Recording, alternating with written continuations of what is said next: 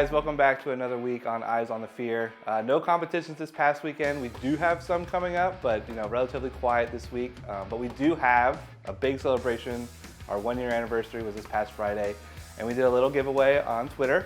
They had to follow and then comment on the post, and we have some names here, and we're gonna go ahead and pick one for the winner of our jersey. So, winner is Voltaire. Congratulations. We will be reaching out through probably Twitter DMs, and we'll get you your jersey ASAP.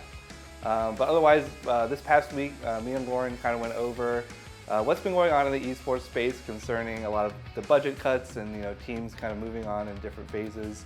So have a look. We did a little podcast. All right, guys. So bring in a little more podcast action your way this week, and it's Tim and Lauren this time. You just get us this week, and I kind of just wanted to pick Tim's brain because this came through my email earlier this week from Esports Insider, and I didn't even know, Tim. First of all, they're out of London, so we might have to make a trip.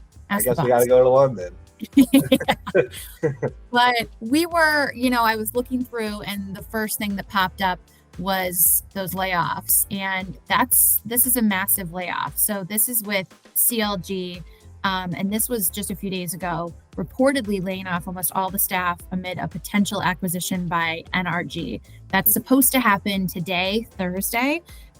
What is today's date? April 6th, I think it is. And that's just incredibly, anytime you hear somebody getting laid off, losing a job, losing a position, but then in the esports industry itself, I immediately think of all the players too. So lots to unpack here. What were your first thoughts? Just kind of bummed because CLG has been in the esports world almost since like the inception of North America. They've been kind of a staple in the League of Legends scene. They've been doing great things in the fighting game community as well. They just signed Smash players. They were kind of on the, they took a big dip, I would say, in the last few years. But very recently, they've been kicking ass. They've been doing great. They were doing so well. So many good things are happening, and just kind of feels like the rug was pulled under them all of a sudden. So very sad that a lot of talented people aren't, going to be immediately working, and hopefully they can find new jobs quickly because what they were doing at CLG was really, really good. Yeah, and they even said somewhere in this article here, it said lead candidate for sale might be North American Esports Organization, NRG, but they were unable to exactly confirm. So, but again, and then I'm reading something here too, Esports Organization, the Guard laying off all employees, another wave of layoffs hits Esports. That's, if you're a gamer, that's got to be kind of anxiety provoking, right? Yeah, for sure. I think the bubble is popping. I think a lot of people hired a lot of talent, and they're kind of realizing now that, okay, we can't really keep this up. We have to pull back. I think especially some of them hired way too quickly to kind of catch up, like the relatively newer ones. And that's why it's CLG was the most surprising, because they've been around for so long. You'd think they kind of got an understanding of what their income is versus what they're spending. But yeah, a lot of the spaces are kind of pulling back and moving away to more remote as well, because a lot of the organizations are based in Los Angeles, which is not cheap. No. But I think they're realizing that now. There's other places in the United States that we can be headquartered in. So hopefully, I'm not saying that's going to fix everything, moving out of LA. That's not the save all, but I think there are other options. But yeah, I think most of it's toning back on what we currently have and reassessing, next year in the future for esports for sure. Good information. As far as gamers and stuff like that, and I'm clicking over to this page so you guys can see what we were reading through too. Who directly, it's going to obviously directly affect their, if you had signed with them and all of that, right? But then is there a trickle down effect? Yeah, probably. For the Fear, where I would say, we're not quite at the level of NRG, CLG, those are like tier 1 organizations. And then I would put us at like a tier 2. And, I think things won't be as expensive, right? Like, in terms of the organization overhead, like we're pretty low cost, I think. I think we do a good job at that. But hopefully, we're able to look at talent and, being able to find homes for these players and content creators and staff, and not necessarily the tier 1, but maybe some other tier 2 orgs can start picking those up. And I think the overall salary, though, of players definitely hit an all-time high.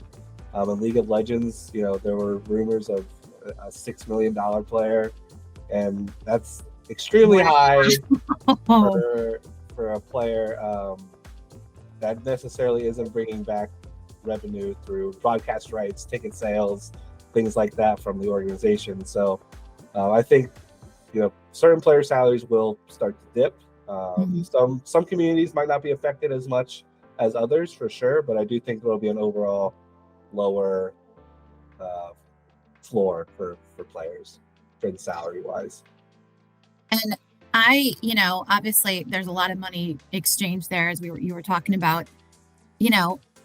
It's crazy to think that you're sitting there one day, and I mean, I'm sure they were hearing, or there may even be people, I'd love to hear from them, who knew that Counter Logic was kind of going down and had maybe reached out for something and found some other avenues and to keep themselves afloat for a while. But I mean, these are professional, high-ranking players, right, that are now losing that representation.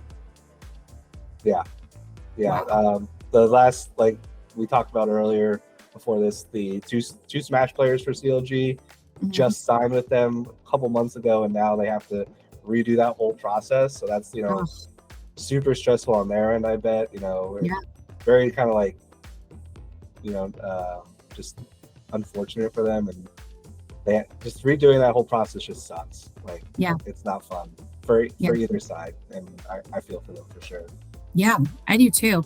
And then, I saw on here, oh gosh, I mean, there's just so many different things. And it said something about them. The news follows a report last week by Sports Business Journal that fellow LCS team TSM would pull out of, quote, several titles and was considering selling its LCS spot as well. Yes, that is still like, what is a rumor, what isn't a rumor. Gotcha. The CLG thing is like confirmed happening, and the TSM thing is still kind of like, what are they gonna do? I do think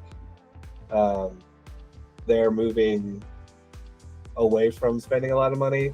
For the uninitiated, they had a big deal with crypto in FTX, and I believe that deal was upwards of $210 million, and they lost that because FTX went under, and no longer there's a big court case with it.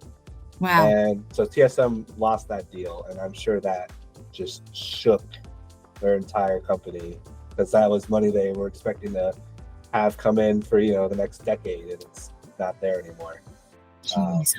So them having to recover from that, and I'm sure they will, because TSM is one of the more well-known brands in North America. They have a huge following. So I hope they, can find their feet and get back on it. But we'll see. We'll see what happens with them in the future, because they're kind of a developing story. So we'll just kind of wait and see what happens. Reporter Tim on the beat. Yeah, right. I know. And then a lot of these, I mean, just going through these, like the Guard laying off all employees and going through there, like you said, I think they're like looking to, I mean, a ton of them. There's even more articles under here that I'm looking at. And it's like, this is not just like the big wigs up top. This is employees in content, social, creative, talent departments. I mean, does this scare you as far as like the world of esports and where it's headed? Or is it just a change, you think, for the industry itself? A little bit like of both. Becoming more remote. Yeah, a little bit of both. I think as long as people enjoy competitive gaming, esports will always be around in some way, in some shape or form. But this is also kind of a learning block, I think, for a lot of companies to try and basically relearn how to make profit off of esports, because it is very different from your typical traditional sport. In terms of where revenue comes from. So I think it's a big trip and fall, but I think we'll get back up and we'll figure out where to go from here. Yeah, I like that. Did I miss anything? I mean, I know that was kind of short and sweet when we were talking about this, but I feel like we hit all the important, factors. And Yeah, I mean, like I said, I think us as like the tier 2 organization, I think we can learn a lot from what has happened above us and kind of hopefully not make those same missteps and kind of just learn from them. So Yeah. I mean, it sucks. Yeah. That's pretty it's hard to gauge it all, but yeah, I feel for all the people who are laid off, and especially just getting noticed 2 or 3 days before. It's like, well, whole world's upside down now. Yeah. Or just signing on, like you said. Yeah. Smash Right. players, and then all of a sudden, like, there's nothing. Like, all right, let's do it again. Run it back. Ugh. Ugh. Ugh. So, but yeah, I mean, that's the short and sweet of it for sure. I think it's just kind of a lot of news all at once, especially, is really kind of shocking. Mhm. So we'll just kind of see where the scene goes from there. And with that, we'll end on that. Hopefully, we'll be back with something sweeter in the next few Yeah, weeks. for sure. Well, thank you, Tim. Guys, hope you liked that. If you have any ideas, comments, questions, concerns, all that good stuff, chime in. And we will see you in a few weeks. So me and Lauren had a good time talking about that. It was kind of a sad situation, but hopefully bright things here in the future for esports. For us, this past year has been a lot of highlights. We had a great running in the League of Legends NACL with 4th place with our FEAR guys down in LA. They did a wonderful job again, and we're super proud of them. And then in Super Smash Brothers, Steven and Emma knocked it out of the park, and we just signed Geist. He's going to do a great job for us as well, especially with his most recent placing, 1st place overall at the Gamble. So I look forward to more stuff coming in the future for the FEAR. So stay tuned. Thanks, guys. Bottoming out. Yep. As is. And Mecca will get it. Able to flick and hide. And here's Wave. And they are going to punch their ticket in.